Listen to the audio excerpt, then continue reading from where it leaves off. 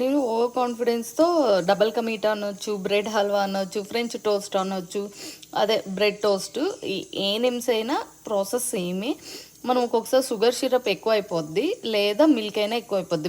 వెట్టిగా ఉన్నట్టు అంటే మనకి పీసులుగా లేనట్టు అనిపిస్తే అప్పుడు మనం ఒక ప్రాసెస్ చేసుకోవచ్చు.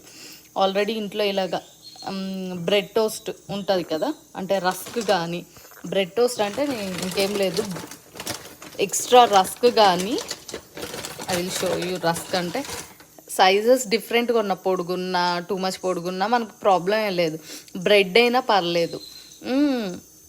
మనం కంపల్సరీ ఇలాంటివి చేసుకున్నప్పుడు ఒక 2 పీసెస్ పక్కన అట్టి పెట్టుకోవడమే మంచిది. ఒక్కొక్కసారి మనం ఐ మీన్ కొద్దిగా సరిగ్గా సెట్ కానప్పుడు ఆ బ్రెడ్ టోస్ట్ ఎక్స్ట్రావి యూస్ చేసుకోవచ్చు అనమాట. సో నా దగ్గర ఆల్రెడీ మిల్క్ రస్క్స్ ఉన్నాయన్నమాట. సో నేను దాన్ని ఒక 2 వేసాను అనమాట, ఎందుకంటే నేను కొద్ది మిల్క్ ఎక్కువ వేసాను. సో ఆ వాటర్ లిక్విడ్ని అంతా బాగా పీల్చుకోవడానికి. షుగర్ సిరప్ ఎక్కువ అయింది అనుకోండి, అసలు షుగర్ కూడా మనం చెక్ చేసుకోవాల్సిన అవసరం లేదు, ఎందుకంటే ఆల్రెడీ షుగర్ సిరప్ ఎక్కువ అయింది అనేసి మనం టోస్ట్ చేస్తున్నాం కాబట్టి. కానీ మిల్క్ వేసుకున్నప్పుడు కొద్దిగా షుగర్ డైల్యూట్ అయిపోద్ది, కాబట్టి అప్పుడు మనం ఏం చేయాలంటే కొద్దిగా షుగర్ పౌడర్ కూడా పైన వేసుకొని కలిసిపోద్దండి, ఏం కాదు. మిల్క్ ఎక్కువ